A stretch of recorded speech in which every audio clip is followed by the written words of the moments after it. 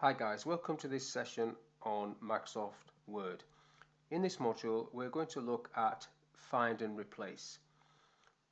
On the right hand side of the Home tab, I've selected the Home tab, you find and replace. So this is what I'm going to click on, replace. The box comes up there, so the first part of the box is just find, second part is replace, third part is go to. So replace. So the example I want to do first of all is find the word Microsoft in this document. So I'll type Microsoft at the top and replace it with the word Lotus down the bottom there. Now the temptation is to go replace all, but that can be quite dangerous because you could end up putting a word inside a word that shouldn't be there. In this example that would be okay because these are names, so that would probably work. But still, I want to do it like this. I'm going to click on replace first. It goes to the first occurrence of Microsoft. Now let's say in this example I don't want to replace that one. I can just ignore that and go find next. Finds the next occurrence of Microsoft. So this one I can replace, and now I can click through the document, click in replace, or if I didn't want to replace that one I would go find next, but I do want to replace that one, and that will finish this one off. Click OK to that. Now if I type the word the and replace it with the word that and do click replace all, let's see what happens.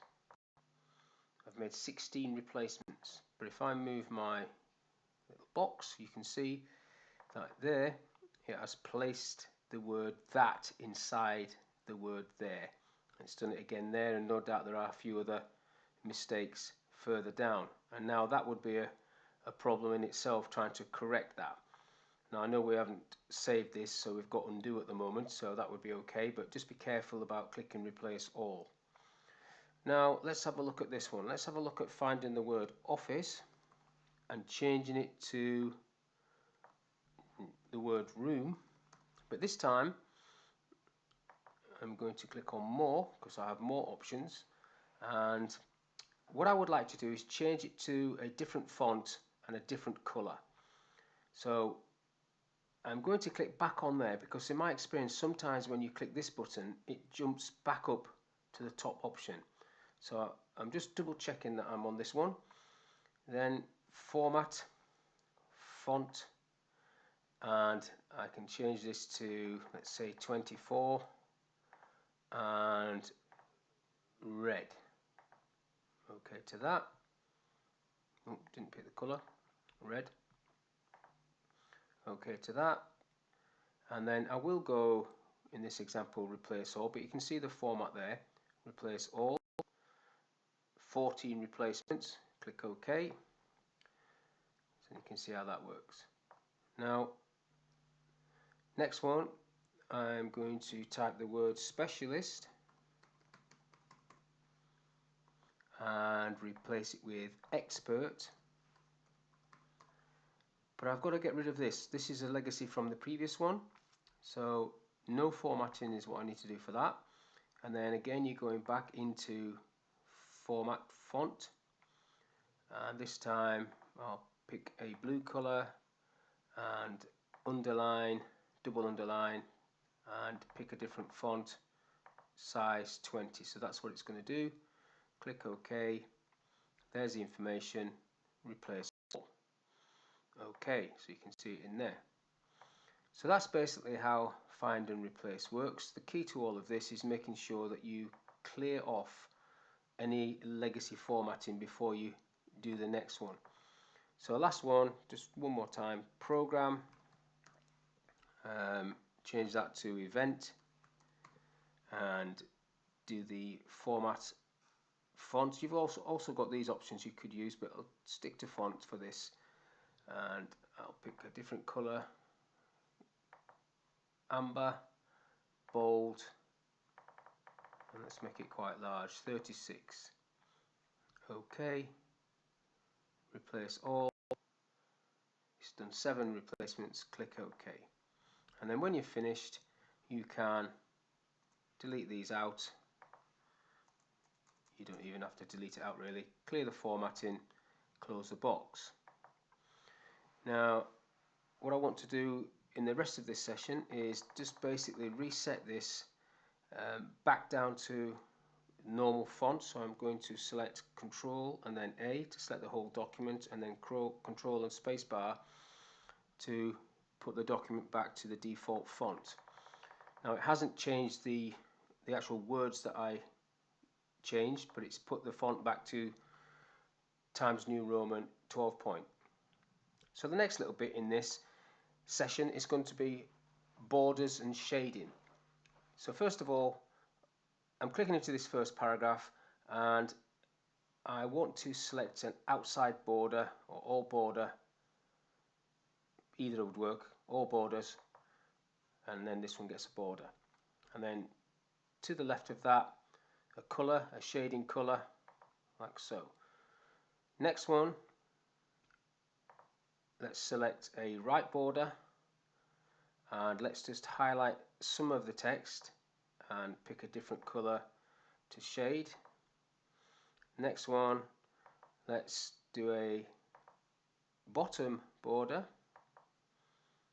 and let's make the whole thing shade.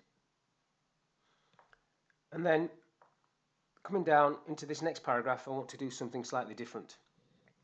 So I am going into borders and shading at the bottom to this box. So I could use this box to create exactly the same. There's the border, or I've got a shadow option, a 3D option. I've got color options for the lines, so let's go for red, and line thickness, let's pick a thick line so it stands out, so you can see it there now. You've got paragraph option there. You've got options on that paragraph, so you can basically move it from the text. So if I just show how this works, so it's moving the border away from the text. You can do the left right as well. Click OK to that, click OK again, and you can see that coming on there now, big thick line. Now next paragraph, if I go back into borders and shading,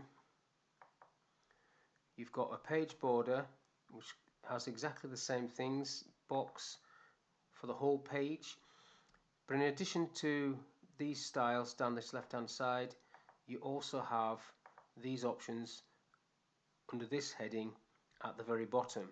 Now there are quite a few different options in there, and as you get further down, these look like certificate edges, quite a long way down actually, so these ones go back up a bit. If I click on that one, that's more like an attendance certificate you can do. Click OK, and then you get that going on the page. That's the page border and paragraph borders. Now if I do Control A and Control spacebar now, nothing happens to the text because I didn't change the text. But to reset the paragraphs, the key command is Control Q, and that should take all the borders off the paragraphs and all the shading. So that's reset the paragraphs. The page border is not part of that process, so that's stayed on. To remove the page border, I need to go back into borders and shading, back onto page border, and take this off. None, and none, and then OK, and that is off. So just to have a little play with this, let's see if we can do something with this document. So there is the right indent marker, which I'm just going to move into, say, 14. In fact, before I do that, I need to highlight the whole document. So let's just highlight the whole document. So pull that to 14, make it justified, and now a right border down the right hand side, like so. There's the right border. So I've used justification.